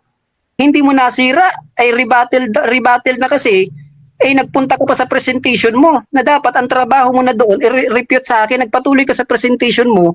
Ang nangyari, nananatiling nakatayo yung apat kong poste na may nagkakasala pa sa lumang tipan, hindi mo pinatunayan na si Eva at si Adan, anak ng Diyos, nagkasala. Pangalawa, yung naligtas tayo kahit tayo makasalanan, may anak ng Diyos na pinapalo, may dalawang uri ng kasalanan, wala kang ginalaw sa apat ko. Kaya ang gagawin mo dito, magre-rebut ka pa siguro sa conclusion mo, nananatiling nakatayo yung apat ko. Pero yung sa'yo, gibang-giba na. Ikaw na mismo ang gumiba sa sarili mo, sa pag-amin mo, hindi ako. Kaya malinaw dito, Bro Denmar, dapat ka talagang malungkot. Tapos yung sinasabi mong nanginginig ka, dapat ka talagang manginig, kasi talo ka na. Dapat ka talagang manginig. Hindi ako manginginig kasi alam ko ang sinasabi ko, alam ko ang tinitindigan ko. Dapat kang malungkot at manginig. Diba bro, Jumong, dapat siya manginig, talo na eh. Tapos sabi niya, ano pa ba sinabi niya? Nalinis na daw lahat ng kasalanan natin, kaya hindi na dapat nagkakasala. Nung ginawa yun ni Kristo, hindi ka pa naman pinapanganak eh. Nung ginawa yung pagliligtas. So ibig sabihin mo ba, kahit yung yung kasalanan mong hindi ka papahamak, na rin. Agree ako doon na nilinis na lahat ng kasalanan na hindi hahantong sa paghatol. Pero doon sa sinasabi nga ng talata na may kasalanan hindi hahantong, hindi pa. Kaya ka nga pinapalo ng Diyos eh. Hindi natin sinasabi na yung nagkakasala ng hindi hantong ay hindi maliligtas. Yung sinasabi natin, mayroong kasalanan kasi talagang sinasabi si John na hindi hantong sa paghatol. Doon ay nagkakasala ka pa. Ang pansabi niya kanina doon sa ginamit niya pa yung Genesis 3:15, hindi na natin yung papansinin. Kasi ang claim niya lang duman doon, wala pa daw si Kristo doon. Kahit naman obvious, sabi niya kung umasa daw sana sila Eva at Adan sa Diyos, hindi sana nagkasala. Lumalabas patuloy, kasalanan pa ni Eva at Adan. Ang claim mo nga, sa tulong ni Kristo eh. Pag anak ng Diyos, tutulungan. Hindi tinulungan, paano yan? Dapat pag anak, sabi mo pag anak ng Diyos, dapat tutulungan, hindi tinulungan. Ang lumalabas tuloy, pagpabor sa'yo, nakadepende sa Diyos. Pag salungat sa'yo, ay nakadepende sa tao. Kasi ang lumabas dito, idinipindi mo na kay Ibati Adan. Pero ang tuloy mo talaga, ay, thank you bro. Sorry. Okay, so dyan nagtatapos mga kapatid ang rebuttal ng ating negative. Dako tayo sa round 8, second cross ng affirmative. Okay. Brother Denmar, your time start now. Okay, so tanong ko sa iyo, Brother Jesse.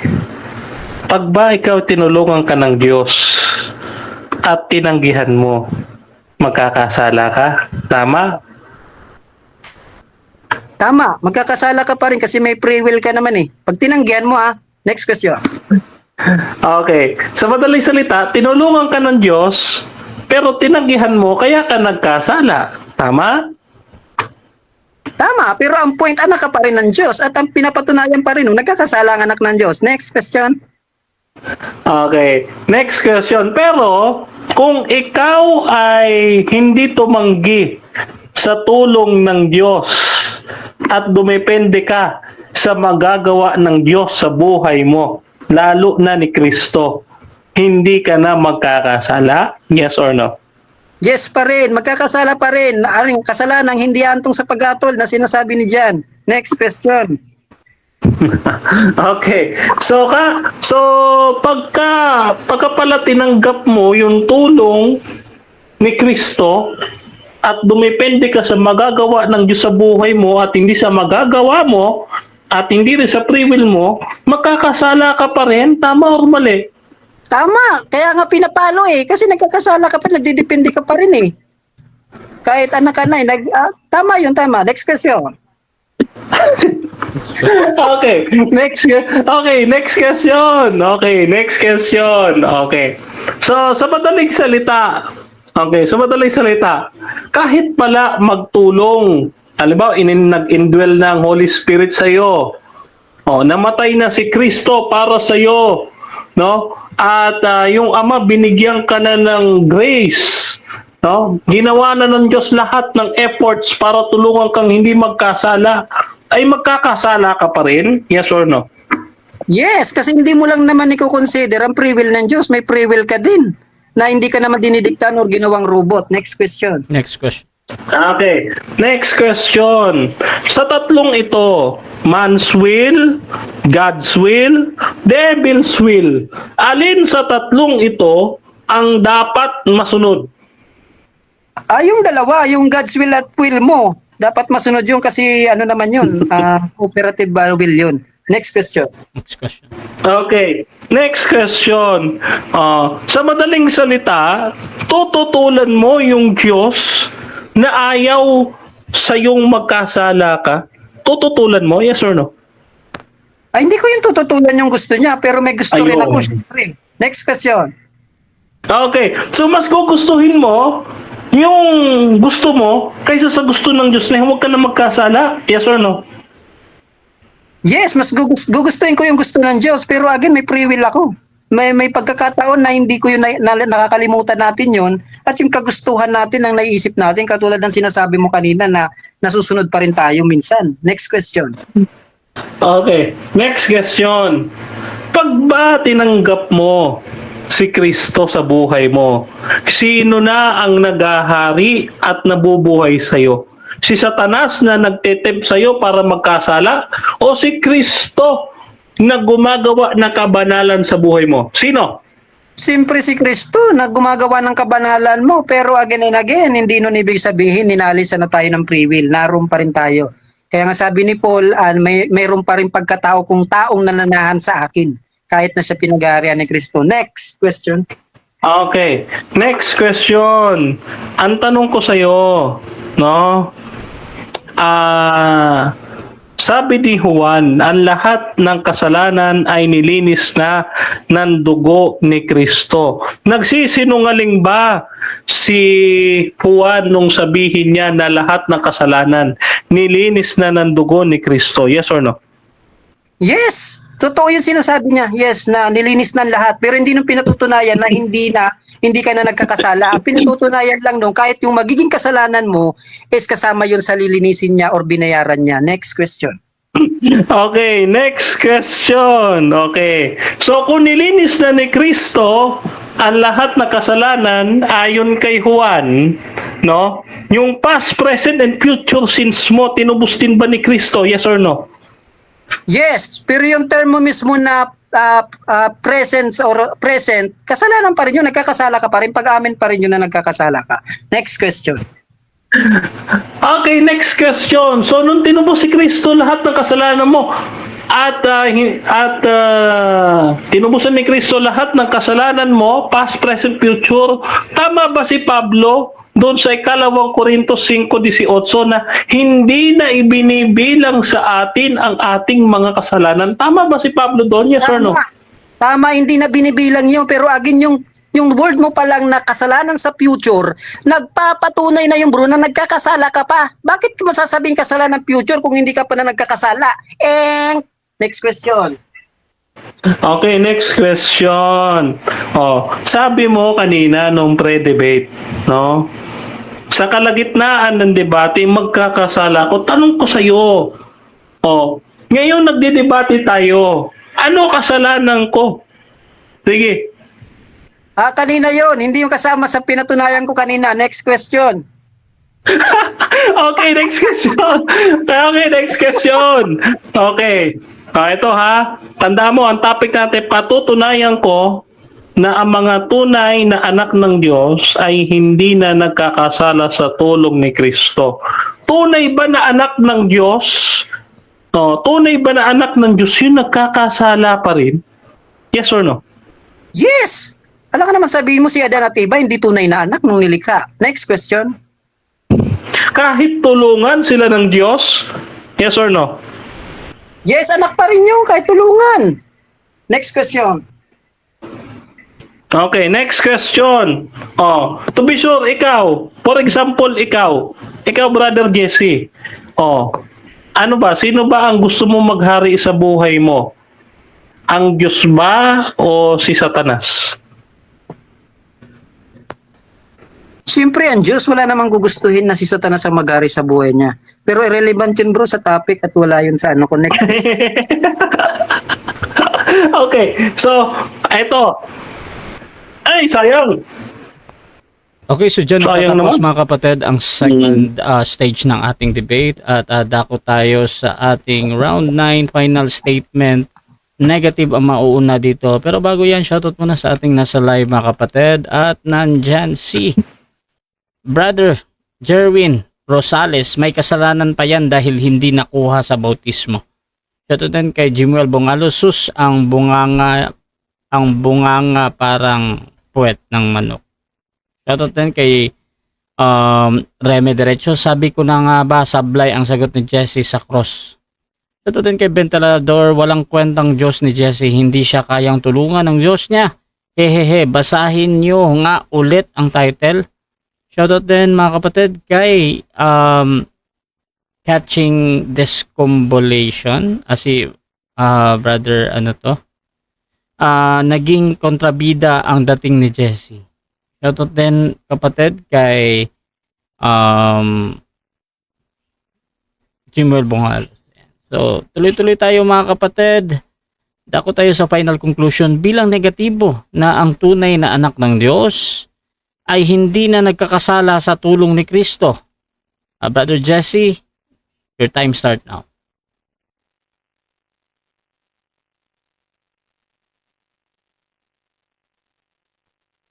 Okay, thank you bro. Sa kabuuan natin ng naging debate bilang pag-conclude, yung bawat natatapos naming tanungan sinasabi lagi ni Bro Dinmar, sayang. Agree ako doon, sayang Bro Dinmar talaga. Kasi talo ko talaga ngayong gabi. Sayang yung kasi kung i-review natin, conclusion i-review ko. Doon sa stand ko, simulan natin sa stand ko. Yung pong stand ko na apat kong haligis na nanatiling nakatayo. Ano yon? Yung number 1, may nagkasala pang anak ng Diyos sa Biblia. Maging sa Old and New. Si Batiadan, hindi niya yun na-repute na nagkasala kahit anak na ng Diyos siya, nagkasala pa. Itinatanggi niya lang siguro doon na hindi tinulungan. Ay problema niya na yon. Kung claim niya yun na hindi tinulungan. Pero ang pinatutunayan diyan natin dito, may nagkasala pa. Nagkasala pa. Pangalawa nating poste is naligtas tayo kahit tayo'y makasalanan. patunay yun doon sa imputed na sinasabi niya na iniligtas tayo kahit tayo makasalanan. So hindi yun nagiging katwiran na dapat banal tayo bago tayo iligtas or maligtas. Pag sinabing imputed, nandun pa rin yung kasalanan mo, naging banal ka lang, pinabanil ka lang ni Kristo. Hindi niya yun na-repute.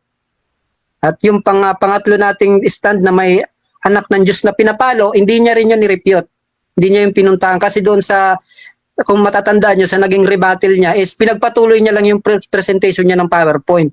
Na hindi na dapat niya yun. Hindi niya na yun kasi, yung sinasabi niya doon sa lahat ng PowerPoint niya, nasabi niya na rin sa una eh. Dapat ang tinutukan niya na doon yung stand ko.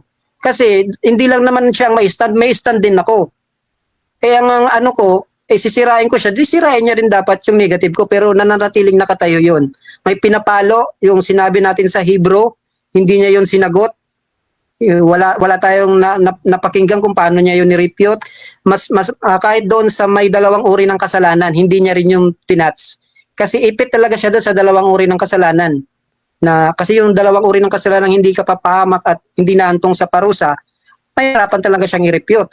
Baka sa conclusion, i-repute niya pa. Pero ang sinasabi natin dito, yung apat nating haligi ay nananatiling nakatayo at matibay. Kasi alam niyo naman si Bro Jesse, pag nagtayo ng haligi, pagtatanggol natin yan. Kahit napakasimple at basic niyang apat na yan, mahirapan siya. Pero yung apat niyang tinayo, ay tumbang-tumba na talaga yung apat niyang itinayo kanina. Alin yun? Yung apat niyang tinayo, yun sabi niya sa biblical teaching, yung sa new nature. Nirepute na natin yung kanina, hindi ko na yun uulitin. Doon naman sa tulong ni Kristo, sabi ko nga ay palamuti lang yun sa topic niya. Sasabihan niya lang yun na sa tulong ni Kristo, pero ang totoo, nagkakasala pa ang anak ng Diyos. Ang papalusutin niya lang yun, ay kasi nagkasala yung anak ng Diyos kasi hindi tinulungan ni Kristo. Yun lang doon yung palusot lang yung huli. Kumbaga yung topic niya na yun, palusot lang yung huling sinasabi. Pero ang pinakikita niya pa rin talaga, nagkakasala pa rin, kaya sabi niya habitual eh. Hindi nagpapatuloy. Nagkakasala pa rin ang anak, tinatanggi niya lang na hindi tinulungan. It doesn't matter kung tinulungan o hindi. Ang pinatutunayan natin dito is nagkakasala pa rin. Yung anak ng Diyos. So kung sinasabi mo may anak ng Diyos na hindi niya tinutulungan, ay problema mo yon. Hindi ko yung problema. Parang sinasabi mo na ang Diyos na ampere siya, may anak siyang tinutulungan at mayroong hindi. Kaya makikita niyo, palusot lang yun eh. Yung topic na yun, yung pangatlo naman na sinasabi niyang ongoing victory, ay patunay po yun, hindi yun sumusuporta sa kanya, sumusuporta yun sa akin. Kasi pag sinabing ongoing victory, nagpapatuloy, pressing toward the goal, kumbaga sinasabi ni Paul, nagpapatuloy ka. Pag sinasabi mo nagpapatuloy ka, may iniiwasan ka. Alin yun, yung mali ka, magkasala ka, kasi nga papalawin ka. Kaya ka nagpipress, nagtumatakbo ka, kasi pag tumigil ka, may kalalagyan ka. Kaya malinaw nga eh. Malinaw pa hindi sa inadobong pusit, Bro Jomong, kundi malinaw talaga na taob talaga yung niya na yun, yung poste niya na yun, ongoing victory. Pumapanig yun sa akin at yung sabi niya, those who transform. Kaya malinaw sa kabuuan, nananatiling nakatayo ang aking apat na haligi at yung kanyang haligi ay talagang inapakan na natin at talagang loray-loray na. At nakita niya naman yan mga kapatid. At maging si Bro Denmar na kaibigan natin ay kitang-kita niya yan. Malinaw pa yan dyan sa salamin niyang suot. Talagang refuted na. Magandang gabing muli sa inyo at ito si Brother Jesse, napatunayan natin na ang anak ng Diyos ay posibleng pang magkasala pero hindi kayo hinihikayat na magpatuloy o mag-abuso. Posibleng pang magkasala, mahulog, manghina pero hindi natin hinikayat na kayo ay mag-abuso sa kasalanan. Maraming salamat at magandang gabi mga kapatid. Dako din tayo sa final conclusion ng ating affirmative mga kapatid. Sa kanyang pinatutunayan na ang tunay na anak ng Diyos ay hindi na nagkakasala sa tulong ni Kristo. Brother Denmar Santiago ng SDA, 5 minutes para sa iyo bro. Your time start now.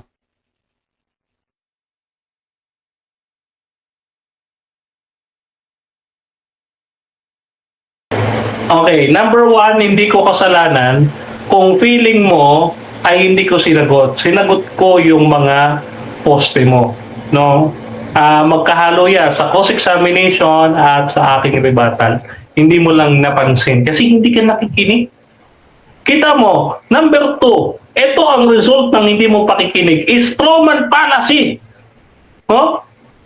Strawman fallacy. Wala akong sinabing hindi tinulungan ng Diyos.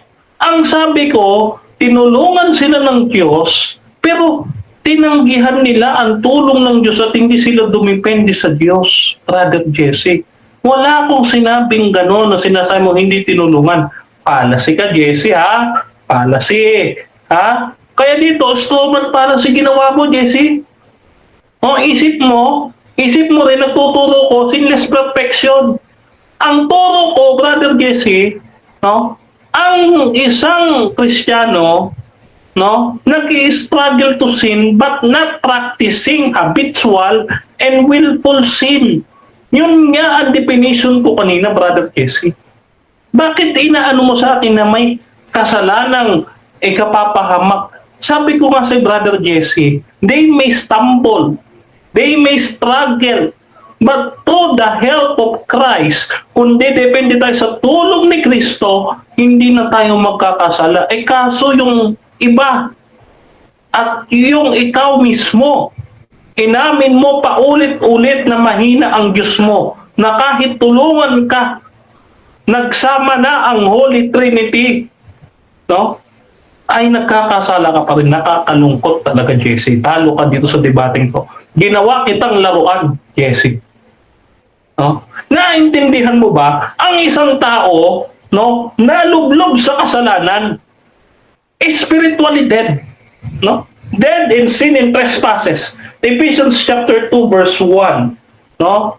Ephesians chapter 2 verse 1, patay sa kasalanan. Hindi sila nakakakita ng katotohanan. So therefore, hindi nila masusundan ang kalooban ng Diyos. That's why, no, we cannot save ourselves. This is the need of grace. Kanino nagagaling ang grace? No? If salvation depends on God's choice and not ours, no? Ayan, we can rest in His unchanging grace. Romans chapter 9 verse 11 to 16. No? Hindi according sa ating will, kundi doon sa pumipili, sa nag-e-elect, no? Pinipili ng Diyos. No, Ephesians chapter 1 verse 4 to 5, may elect ang Panginoon. No, kasi hindi nga tayo makakalapit sa Kanya. Kaya may elect, Acts chapter 13 verse 48, no? And John chapter 6 verse 37 and 44. Ang Panginoon ang gumagawa para ilapit tayo. Kasi nga hindi tayo makakalapit, Jesse. So, that's why yung ating kasalanan, ito yung application of grace, Jesse. No? Salvation is not depend on the power of our response, but it depends on the power of grace.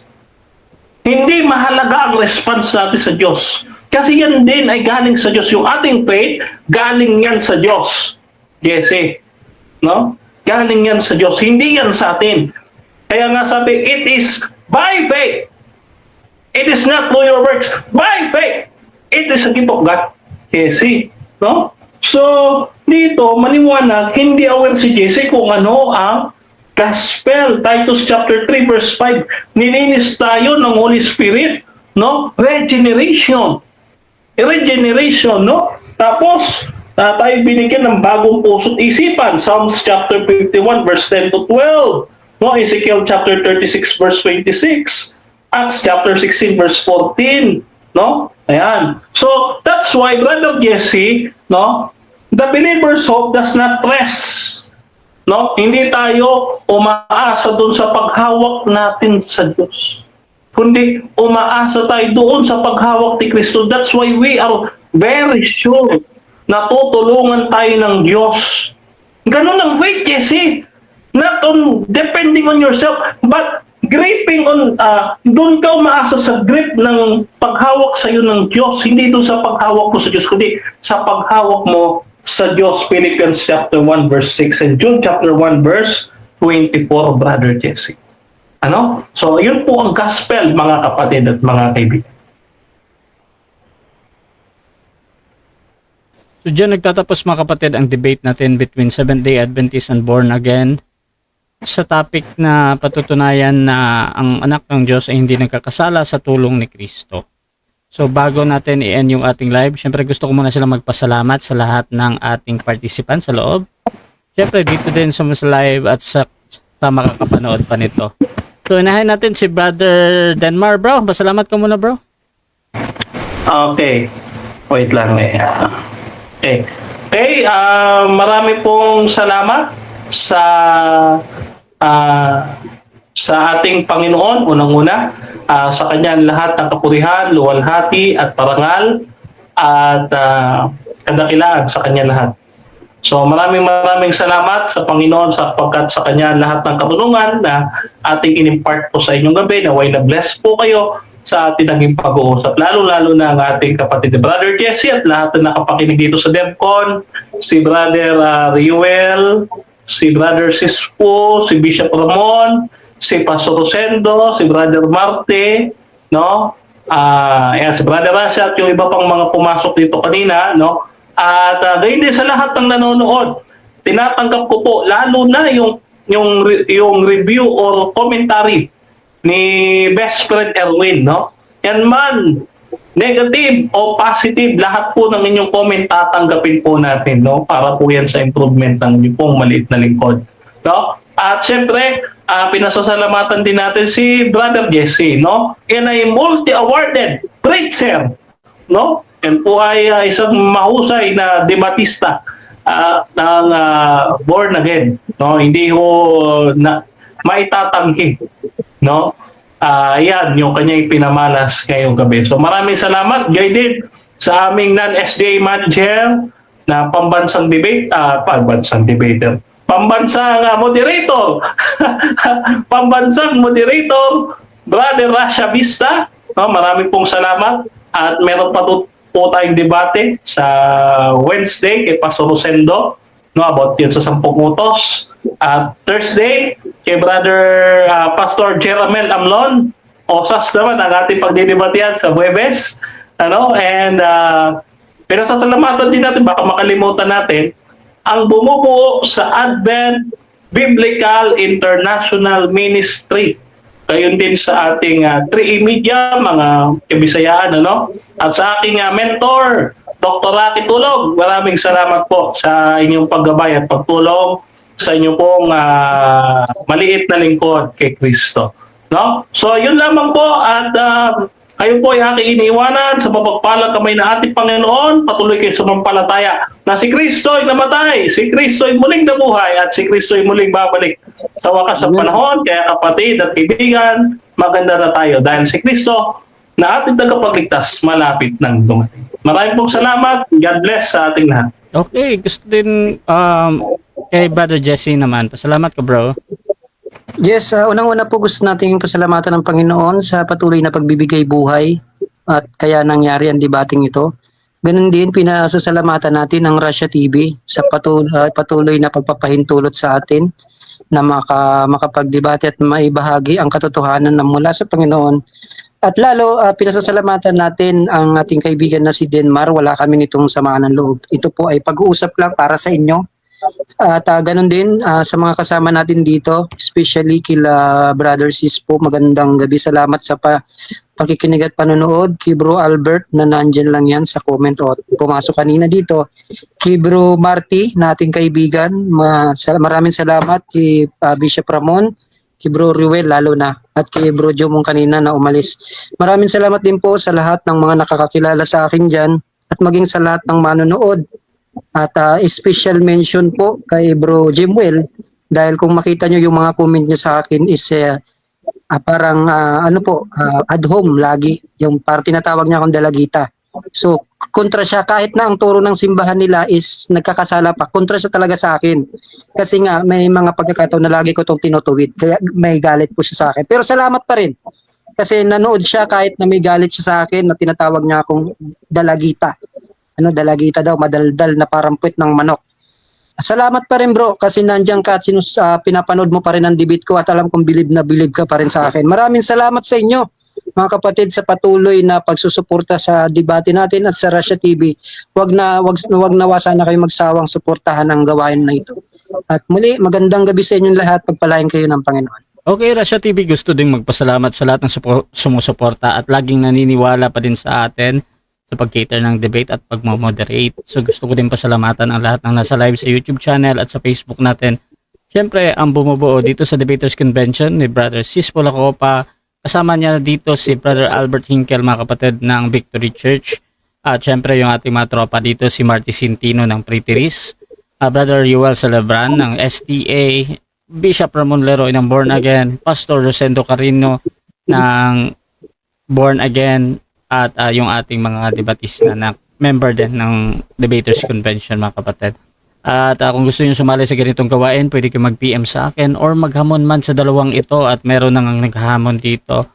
Si Tatay Ben ay naghahamon kay Brother Ben, kay Brother Jesse, at yung isa naman ay hinahamon din si Denmar. So pwede nyong tingnan ang ating comment, mga debater, para kung pwede kayong tumugon sa kanilang mga hamon. At syempre mga kapatid, please subscribe yung ating YouTube channel Rasha TV at Facebook. Pakipollow na lang ako. Huwag na kayong mag-add mga kapatid dahil puno na talaga yung aking friend list. 5,000 lang yung max dyan. So maraming salamat. This is Admin Rasha ng Rasha TV and we're out.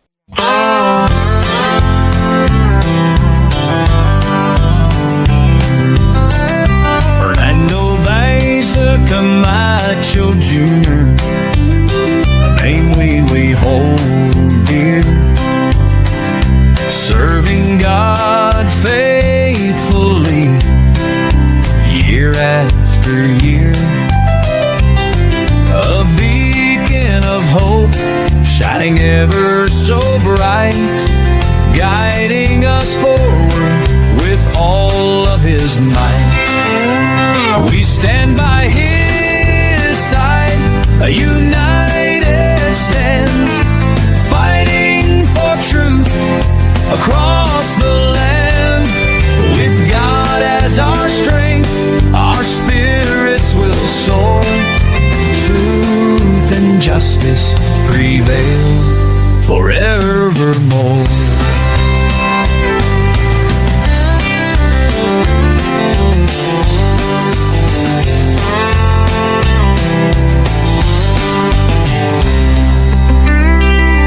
We stand by his side, a united stand, fighting for truth across the land.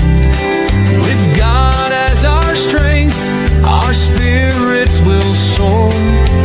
Truth and justice prevail forevermore. We stand by his side, a united stand, fighting for truth across the land. With God as our strength, our spirits will soar. Truth and justice prevail forevermore. We stand by his side, a united stand, fighting for truth across the land. With God as our strength, our spirits will soar. Truth and justice prevail forevermore. Forevermore.